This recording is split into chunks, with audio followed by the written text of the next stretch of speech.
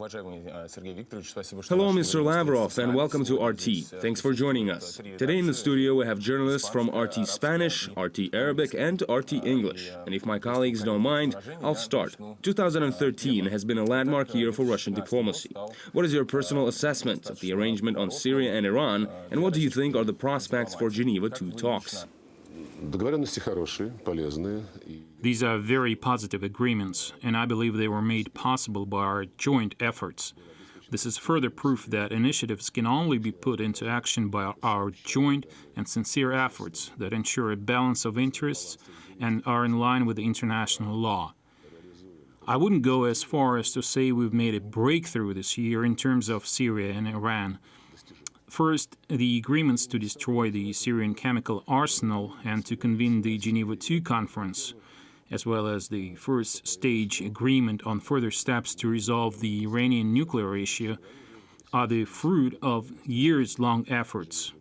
At least when it comes to Syria, we are talking about 3 years of Russia's consistent efforts of defending international law. The same applies to the progress on Iran. For over 3 years, we've been seeking two things. First, to get all the parties to the talks to agree that eventually Iran should have a recognized right to develop its peaceful nuclear program and enrich uranium to make fuel for nuclear power plants, while making sure that this program has no military dimension and that it is subject to total control of the IAEA, and providing security of all the countries in the region, including Israel. But it took a very long time for our Western partners to start reasoning this way, the way which is fair, comprehensive, and takes into account the interests of the international community, Western countries, the regions, and Iran's interests. It also strengthens the nuclear non-proliferation regime. So we have managed to reach this deal right at the end of the outgoing year. Another thing we have been advocating for years is the necessity to draw up some kind of a roadmap. This expression has become a buzzword now, since you can't resolve a conflict overnight. So we suggested moving forward step by step on the basis of reciprocity, which means Iran is to meet the demands set by the IAEA and supported by the UN Security Council, and the international community, in its turn, starts easing sanctions on Iran.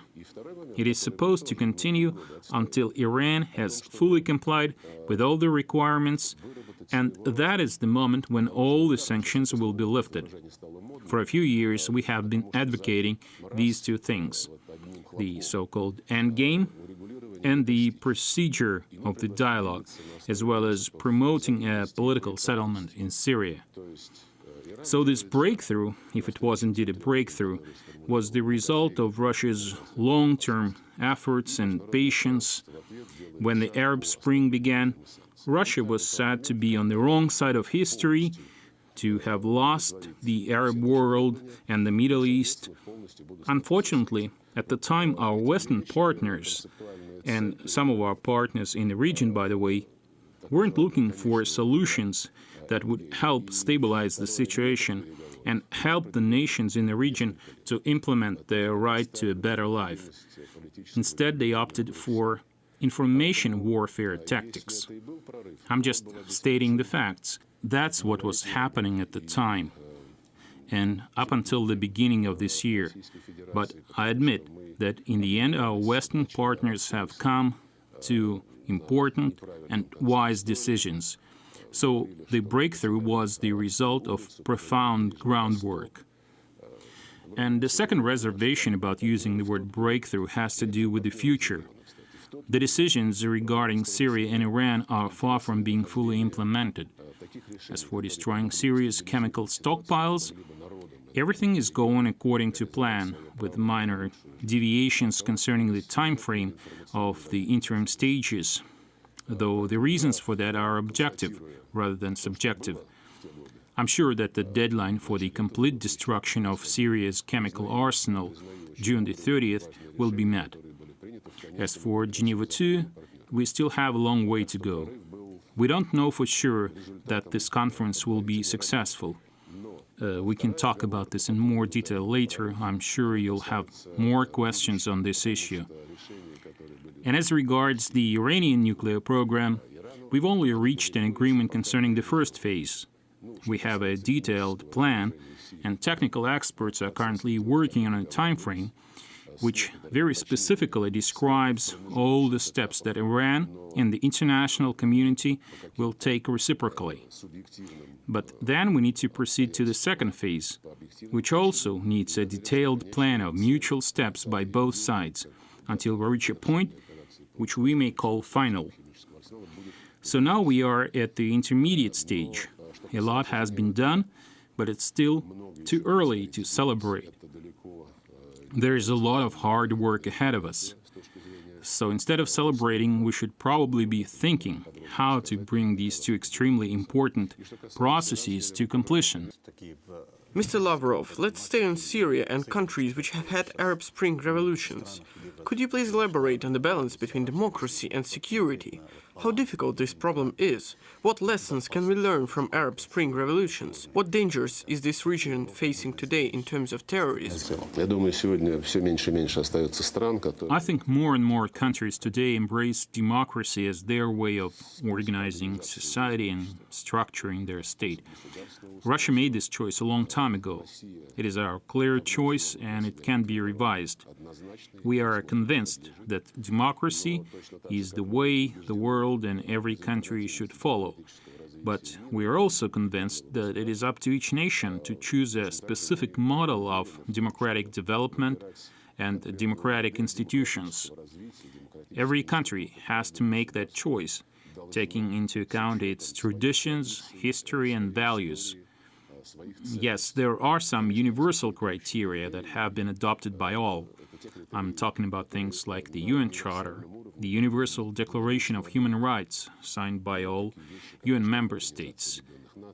But when, in addition to the universally accepted principles, certain countries seek to impose their own system of somewhat controversial values, which have only been around for the past couple of decades, insisting on them as universal obligations, this leads to conflicts and causes certain nations to interfere with the internal affairs of other countries, imposing their model of democracy on others.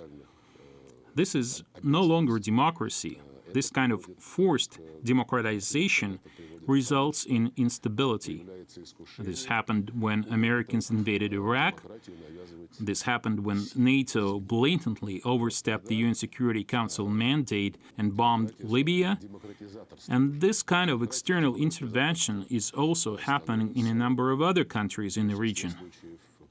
The Syrian conflict is another example of a situation where you have terrorists from all over the world, including Europe, US, and Russia, fighting there to turn Syria, and in fact this whole region, into a caliphate. So, forced democratization by outside forces undermines stability and produces new threats. Greater stability, on the other hand, provides the best environment for democratic reforms. So when the conference on Syria opens, and I really hope that the conference will go ahead as planned on January the 22nd, I hope the opposition doesn't come up with some unacceptable conditions contrary to the Russian-American initiative. I strongly believe this conference should focus on fighting terrorism, as this is the main threat to Syria and other countries in the region today. Certainly, there will be other issues on the agenda, including pressing humanitarian issues, discussions on the political process, organizing the elections, provisional institutions for the transitional period, but all this should be based on a common understanding between the government and the opposition, just the way it was captured in the Geneva communique produced at the first Geneva conference. So I really hope that our Western partners and our partners in the region, which have more influence on the opposition than anybody else, will make sure, firstly, that the opposition is properly represented at this conference, and secondly, that the opposition attends the conference without any preconditions. The very point of the Russian-American initiative is that the people of Syria should agree on how to implement the principles captured in the Geneva Communiqué of June the 30th, 2013, without any external intervention or any preconditions. But so far, unfortunately, we don't know what the regime's opponents, who have recently formed the National Coalition, will do. We are alarmed by the fact that the National Coalition does not seem to have complete unity. We are also alarmed by the fact that the National Coalition keeps saying that this conference must result in a regime change, or that a regime change is a prerequisite for having the conference. This is something we have never agreed to. We are also alarmed by the fact that the National Coalition does not seem to have complete control over all the groups fighting the regime on the ground. Another concern is that we see among the rebels an increasing number of jihadists who pursue extremist objectives. They want to set up a caliphate and impose Sharia laws, and basically they are already terrorizing minorities. They have formed what they call an Islamic front, and some of our partners in the West are even flirting with it, even though we know from our confidential contacts with them that they know pretty well that the organizations which formed the Islamic Front are not much different from Jabhat al-Nusra or the Islamic State of Iraq and the Levant. This alarms us. Incidents of anti-Christian violence are happening time after time. Before the crisis, there were 2 million Christians living in Syria. Now there's probably less than 1 million left. We don't have reliable statistics, but I believe at least 1 million Christians are now refugees. We all know about the most outrageous incidents, and your channel covered some of them.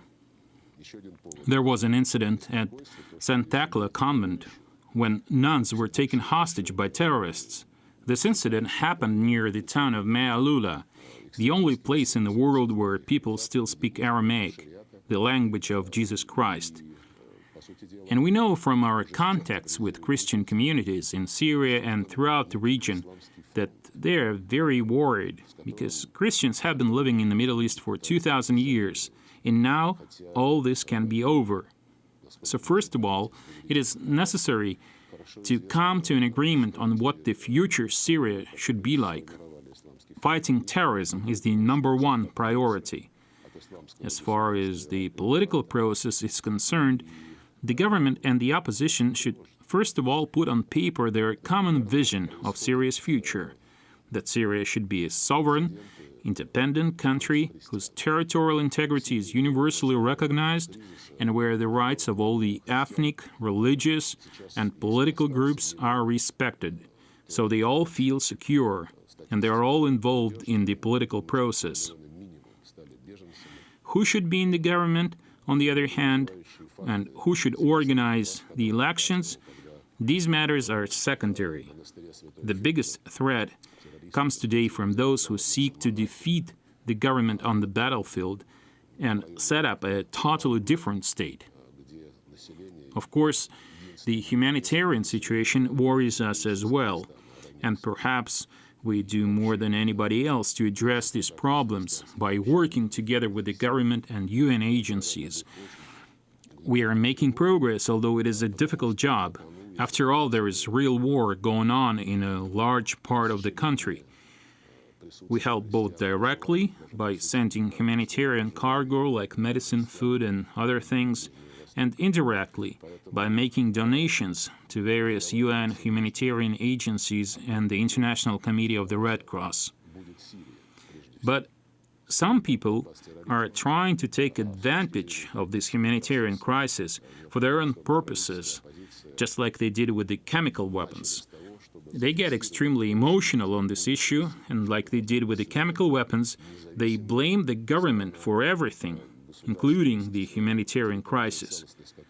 They had the UN General Assembly adopt a resolution which gives a completely distorted picture of what is actually happening on the ground. This resolution is extremely ideologized. At least a much smaller number of nations supported this resolution compared to a similar resolution adopted a year earlier. Now they say they will send what they call a humanitarian resolution to the UN Security Council. This resolution will demand that the government should take certain steps unilaterally and threaten the government with actions based on Chapter 7 of the UN Charter. This plan has no future. What worries us is that we see increased activity on the part of the people who come up with such spoilers before the Geneva II conference. The opposition says they will only take part in the conference if their various demands are met. Sometimes they insist on a regime change. Sometimes they say they need guarantees that there will be a regime change immediately after the conference. Sometimes they say they will only take part in the Geneva conference after the humanitarian crisis is taken care of. But in reality, the humanitarian crisis gets worse mostly because of the militants, because of the groups which many countries have officially recognized as extremist and terrorist. So we do need to address humanitarian issues, but instead of fighting symptoms, we should fight the root cause of the crisis. And the root cause of the crisis is that the terrorist threat is extremely serious in Syria today. And the government and the opposition should come to an agreement on the key parameters regarding the future of their country, like I said earlier. By the way, I should also mention that at the G8 summit in Loch Erne in June, all the leaders of the G8 countries urged both the Syrian government and the opposition in their communiqué to join their forces in fighting terrorists in order to defeat those terrorists and drive them out of Syria. This, I believe, is our top priority today. Once the situation stabilizes, once the rights of all minorities are secured, once the multi-ethnic and multi-faith nature of the Syrian state is secured, democratic institutions will follow. Stability is the number one priority today.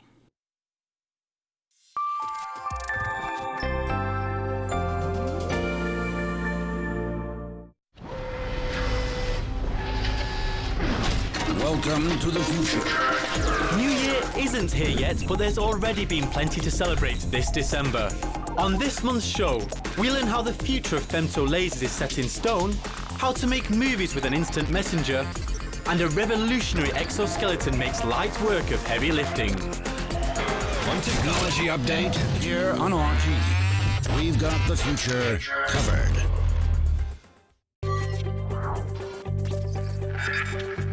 Dramas that can't be ignored. Stories others refuse to notice. Faces changing the world right now. A full picture of today's news. Live, on demand, from around the globe. Ruptly.tv.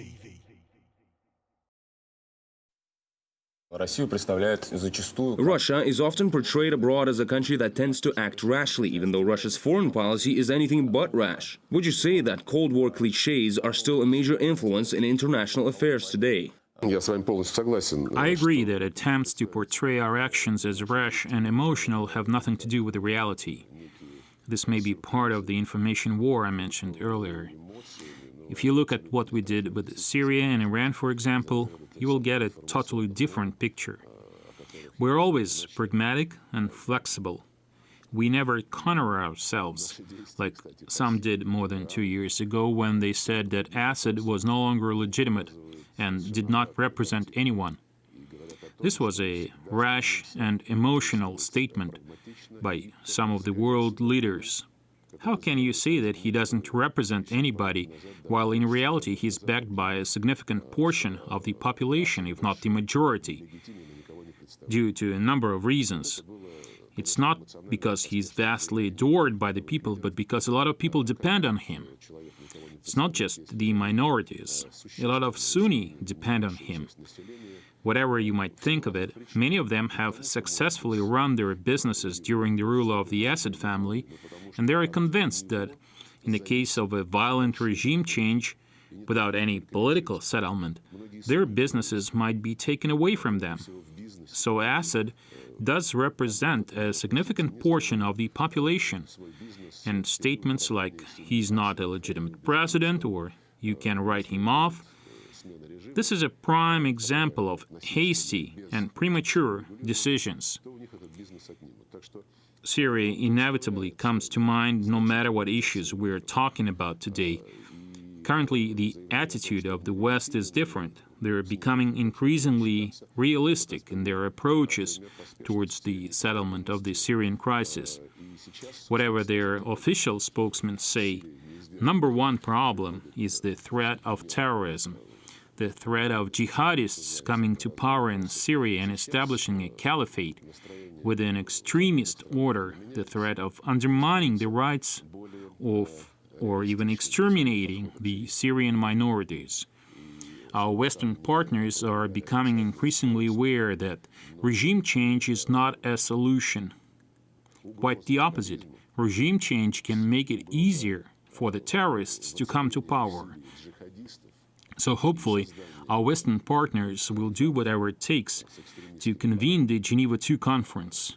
We've done our share. The Syrian government has picked its delegates. The opposition has not done it yet.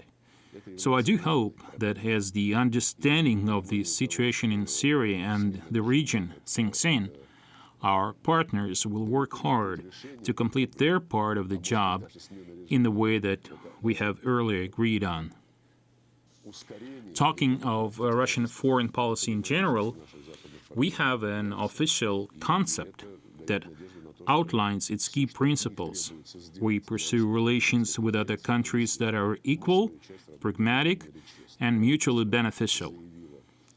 We will defend our legitimate national interests in a determined and consistent way, but without engaging in any confrontation.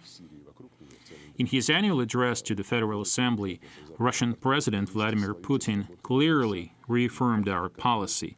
In particular, he said that Russia doesn't claim to be a superpower on the global arena. Russia doesn't want to lecture anyone, but Russia wants to be a leader in promoting international law and the principles that are enshrined in the UN Charter. Patience is required to achieve success in international affairs, to resolve crises like the Syrian or the Iranian one. Let's talk about Russian neighbors. Recently, we've been hearing anti-Russian rhetoric in Ukraine and some other post-Soviet countries. Don't you think it's happening too often? It's sad that we still see these things happening so many years after the end of the Cold War. The main antagonists who contributed to this coldness in the world are no longer there. At least the Soviet Union and the Warsaw Pact are gone, unlike NATO. It's not constructive to rely on the phobias of the bygone era. It's a short-sighted policy. Our goal is to live with all our neighbors in peace. We used to live as part of one state together with them, including the Baltic states. And it was thanks to our joint efforts that these countries have robust production, the industries that drive the economic growth and infrastructure. As the Soviet Union was collapsing, our Western partners told us that Latvia, Lithuania, and Estonia had a lot of phobias regarding the past, and that once they become members of NATO, they would feel secure. It never happened that way. True, we are developing economic and cultural ties with these countries, and we want to see them strengthening. But when they get together at the NATO summit, we hear them voicing Russian phobias. Here is an example. We have a discussion platform called the Russia-NATO Council, where we debate many issues, including the missile shield, of course, which is the main stumbling block in our relations with the U.S. We've talked about this issue at length. We want the Russia-NATO Council to be a confidence-building tool. Confidence is what we desperately need in the Euro-Atlantic.